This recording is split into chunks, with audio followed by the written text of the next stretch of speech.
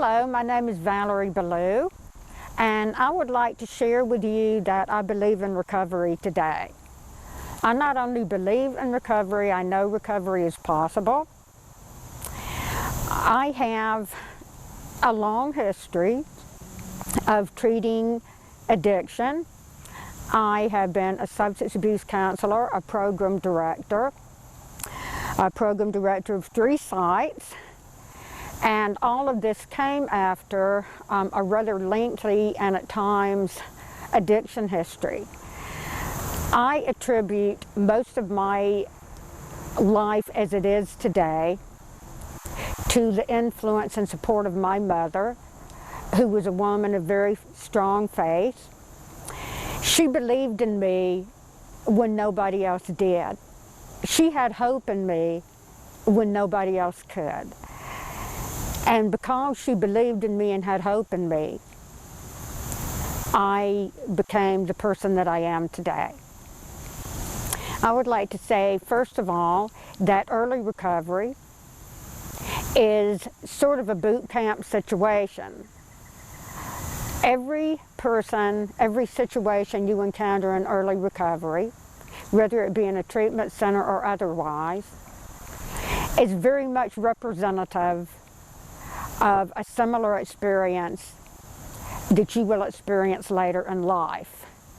So your early recovery and abstinence from drugs and alcohol, or whatever your process addiction may be, prepares you for the life you're going to live later on. I believe in the holistic method of treatment, which includes treatment for your mind, treatment for your body, and treatment for your spirit. Now, in Greek mythology, they tended to believe in a dichotomy between spirit and body. My faith actually sees mind, spirit, and body as one. So I will start by saying, first of all, that a spiritual program is very important. Whatever your faith may be, you need to find and get back with your faith. Prayer, meditation, and God, good orderly direction, is how you work a spiritual program. And that includes thinking before you act, the elimination of impulsive behavior. Addiction is one. Anger is another. Taking the easy way out is a third. These things need to be avoided through God, good orderly direction. I will say that every decision you make either takes you in a direction towards health and vitality, or takes you in a direction towards poor health and ultimately addiction and or death. I believe that the same program that works for addiction works for people who've never used a drug or alcohol. I believe that anyone working a program of spiritual, physical, and mental health can be a healthy individual. I believe that if you work that program of recovery, you can be just as healthy as someone who never used drugs and alcohol, or if it's a mental disorder we're dealing with, you can be just as healthy as someone who had never had a psychological or emotional problem. I believe in working a physical program and a mental program. Oconee Center has a portfolio program that enables the women in Hope House to use their mind by creating a recovery portfolio. I believe that working your mind is just as important as working your spirit and your body. Working your mind enables you to become creative. Working your mind enables you to focus on something that you love to do, which causes you to understand that if you return to drugs and alcohol, what you love to do will be lost. And Last but certainly not least, I believe in working a program of recovery physically. I live in Jackson. I drive to Milledgeville. That's an hour-and-a-half drive. But every morning I'm in the gym on a Stairmaster or a treadmill, and sometimes doing weight training before I arrive at work at 8. I will say about exercise, just like I will say about a spiritual program and a mental program. If you want recovery and you want to be healthy, it's your choice, and you're going to have to learn to use self-discipline to apply spiritual, physical, and mental recovery to your life.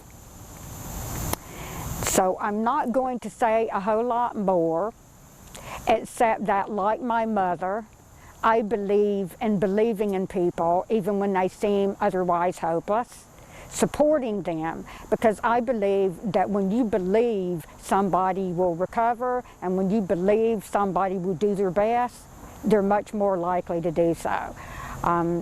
One more thing, I don't accept stereotypes of recovering addicts or of anybody else.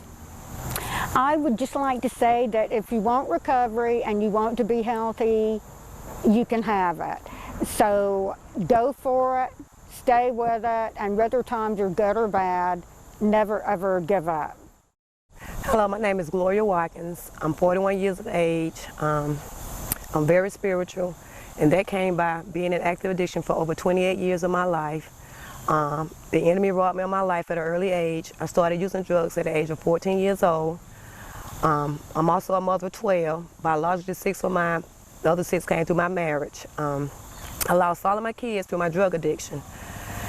And for over 28 years, I coped through life by using drugs and alcohol, with the loss of my removal of my kids being away from me. I can truly thank Oconee Center, because treatment does work. Prevention works, treatment is effective. People do recover, because I'm a living witness. I'm a true example by sight that it works if you work it. I don't take no credit. I give all my credit to God, because without Him I'm nothing, nor could I do anything. Because there's only 3 solutions to drugs and alcohol. There's jail, institution, and death. But there's also 3 solutions to recovery. There's honesty, open mind, and willingness. And today I'm willing to do anything that it takes for me to stay clean. Like I said, my addiction led me down pathways that I didn't think even exist in life. You know, I became an individual that I didn't even know. And today I'm able to stay clean today through treatment. You know, treatment has really taught me a lot. And I have to give my counselor, I have to acknowledge my counselor, which is Miss Valerie Blue. You know, she welcomed me with open arms. She understood where I came from. She understood the walk that I walked, because she also walked that walk. And I thank God for the people that He put in my pathway today that's in recovery. And I just want to get the message to the addicts that are still out there suffering, because like the brother has said earlier, somebody is not going to make it through this drug addiction. And I truly thank God for pulling me out of the pits of hell, because I was a lost soul. I was one of them castaways that didn't nobody saw any good in. And I also like to give thanks to my husband, the man that God put in my life, you know, who have walked side by side with me through this crisis that I'm going through, the storm in my life, that saw something in me that I didn't see in myself, that loved me when I couldn't love myself. When other people put their foot on me, you know, he always would pick me up. You know, he didn't see no wrong in me. He just saw a flower that had bloomed, and I thank God for that man that's in my life today. I'm not going to be before you all long. I just want the people to know that treatment does work, prevention works, treatment is effective, and people do recover. Hello, my name is Michael Hightower, and I'm a person in long-term recovery. And what that means for me, as of next week, October the 3rd, I will have 20 years of being clean and sober. And for a person like me, I never thought that would be possible. I was brought up in a good family, and I was taught the right things to do, but later on in life, I got hooked up with alcohol and other drugs, and I crossed the line of no return. And through drinking and getting high, you know, I got into a little trouble with the law, not too much trouble, but in the short periods of jail time, or in trouble on the jobs, or things like that, wouldn't go to work, or things like that. And that's where my addiction led me. And I thought that I would die out there drinking and things like that. And it was hard for me to think that I was an alcoholic or addict because I had my own perception of what one was. I thought alcoholic was a person who lit up on the bridge, nowhere to go, wore a big coat in the summertime, wet the front of the pants, and maybe had a brown bag in the back pocket. So I didn't fit that description. And also I was a young guy, you know, I was maybe 19 or 20 years old. So I didn't think I had a problem. I thought, you know, I would have to be an old man to finally realize I had a problem. But I stayed out there doing my thing, and little did I know, I ended up nowhere to go. I was that homeless cat, you know, I had nowhere to go. And even though I didn't wear the big coat in the summer, I had a brown bag in my back pocket, but that's who I began to hang with. I started drinking with those guys, and nowhere to go. I was, you know, laying around, nowhere to go, you know. It got to the point I was wishing for the jumping out place. I used to, you know, hate to see another day, because for me it was a job to even get a 99-cent quarter beer back then, you know. So it was a struggle for me. And to one day I realized that, you know, it had to be something better for me to do. God didn't have me on this earth for me just to be walking around drinking and getting high every day, you know. Another thing too, when I was out there, I put my family through shame and embarrassment. You know, I couldn't be trusted anymore, you know, and eventually I got put out the house. My mother had to put me out, and I thought she was the low-downest person in the world to put me out, and it was in the wintertime, so I had nowhere to go, you know, and but I'm thankful that my higher power, who I choose to call God, sustained me, and I'm here today. And as I reflect back over my drinking and using days, a lot of people who I drank and used with, they're not here today. They're either incarcerated or they're deceased because of this disease. And the disease does not discriminate. You don't care who you are, what color you are, how much money you may have, what kind of job you have. It's a solvent, and it takes away everything that you have, you know, and that's what it did for me. And again, I'm just so grateful to be sitting here today. And I realized that I had to have another path, and it's many paths to recovery, you know, so I chose a path that worked for me. You know, the main thing I do is trust in a higher power, and also I have support, help as well. And since I've been clean and sober, I'm a productive member of society now. I've been employed with the state of Georgia for 26 years, and I never thought that would happen, you know, so I'm now looking on the end of maybe retiring in a couple of years, you know, so they even give me more time to serve others that are struggling with this disease. I've been volunteer with the Department of Correction for almost 20 years as well, you know, that gives me, even though I'm there to help those guys, but it gives me strength as well to let me know that if I'm start doing what I'm doing, then I may be wearing those stripes, you know. And I'm also thankful for our governor, Governor Nathan Deal. He and other staff decide that this disease, you know, it is a powerful thing, and just locking us up is not the answer. So today they are finding ways that treatment will help us, you know, and because to me, we the only one that have the disease that when it flares up, we land in jail or things like that. It's not like a person with cancer or things like that. With our disease, my disease, will land me in jail and other things like that. So I'm so grateful for the governor in the state of Georgia for finding other methods of just locking us up. And they realize that treatment is the answer, and treatment does work. And I've been back to school. I have my degree in substance abuse counseling, and I'm working in the field of mental health as well. And I'm a certified CARES person today, which that means I'm a certified addiction recovery specialist, where the state of Georgia again have people, they pick people and interview individuals who have been down the path of drinking and using other drugs, and go through an interviewing process and a 40-hour week class where we learn different things, you know, ethics and things of that nature, that help us to be employed with agencies to help individuals that are struggling with this disease. And so I'm thankful for that. And like I said earlier, you know, I put my family through so much, and today they are still living to see me on the other side of the fence today. And I choose not to go back down that road. But it's a one day at a time deal. I have to take it one day at a time, and I strongly believe in praying to God. You know, if it wasn't for Him, I wouldn't be sitting here. And when I got clean and sober, I asked the Lord, I said, well, why did you spare me? You know, why I'm still here? And He put in my spirit is for me to help pull other people out the fire. So that's why I'm still alive today, and I know that I'm not here just for my comfort. You know, it's a sacrifice, getting out and helping, and even though it's a sacrifice, for me today, it's a privilege and a pleasure. It's not a duty for me, because I got to give back what's so freely given to me. And I'm just so grateful for all the hard work that not only me, but others that are doing to help people, you know. And unfortunately, some are not gonna make it. You know, some people are gonna die out there in this disease, you know. And I wasn't physically dead, but I was spiritually, mentally, emotionally dead out there. I was just a dead man walking. But today, I'm alive today, and I thank my higher power. And you know, recovery does work. I can't stress it enough, you know.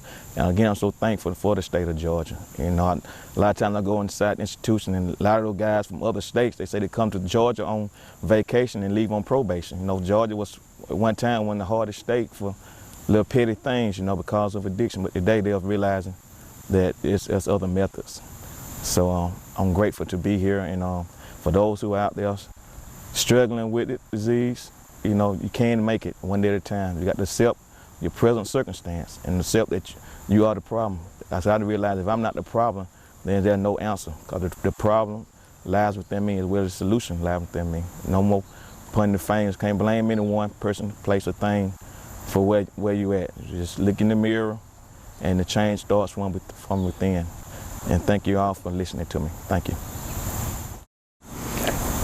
Hello, I'm Sheila Whidbey.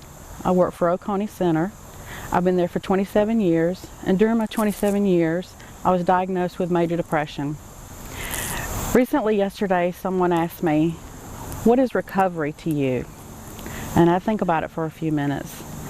And recovery to me means that I'm able to get up in the mornings and go to work. I don't let my depression cripple me to where I can't have a life. I have children. I have a family in my life. I do things.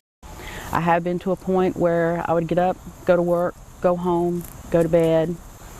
Didn't want to see anybody, didn't want to talk to anybody. I let my children take care of everything in our home.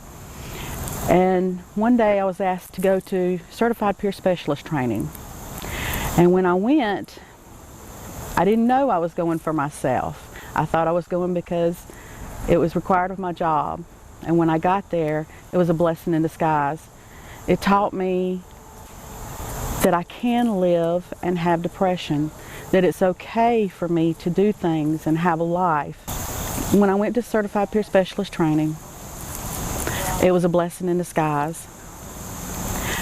While I was there, I learned this whole thing called RAP, and how you can put down in words your thoughts and feelings of how you want to live, and that you can live with depression, that it is okay, that you don't have to struggle, you don't have to be alone. There are other people dealing with depression, dealing with other major mental illnesses, and it's okay to have a life. And once I learned that, I was able to turn that into something wonderful with my job. Every day I go to work, and I work with the best group of peers. They are my recovery. They see me through the bad times, I see them through bad times, and it's just a good partnership. So one thing I would say about recovery is you have to have support. You have to have those people in your lives that you go to, that are the ones that are rooting you on, telling you can do it, and that it's okay when you have a bad day, that you can have a life and live it instead of just existing. Okay, my name is Lula Phelps. My name is Grace Hawkins, and we are here to talk about my nephew. He is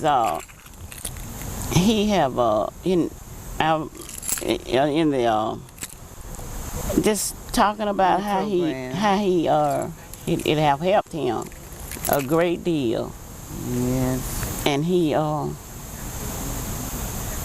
and I think it's good. Helping a lot. The treatment, whatever, Yeah. But it have helped him a lot. He come a long ways. Mm-hmm. It really have. And we just here to encourage that, that they're doing a good job. Yeah, it wasn't for you all. You ain't no telling where he I know. Ain't no telling where he'll be. Thank God for you. Yeah. Helping. Yeah. Appreciate everything you're doing for him. Hi, my name is State Representative Mac Jackson from Sandersville, District 142. And I'm here today because of the mental health facilities here in Baldwin County that are doing such a great job. Recovery is one of the best steps that a person can take, and it takes courage for a person to enter into recovery. But once they enter in, they'll find out that if they want to change their life, they've made the best step that they could ever take. I also worked in probation before I retired from the state of Georgia, and I found that there were a number of people that were helped with these programs. And I just congratulate these facilities here in Baldwin and Washington County for doing the great job that they're doing, because without these facilities, we wouldn't have the recovery programs that are so vitally needed in our communities. So again, I just want to say thank you and congratulations for all the hard work that you do. And I know you do hard work because my wife worked for the agency too. So I want to congratulate you on the work that you're doing. And if I can help in any way, be sure and call on me. Thank you.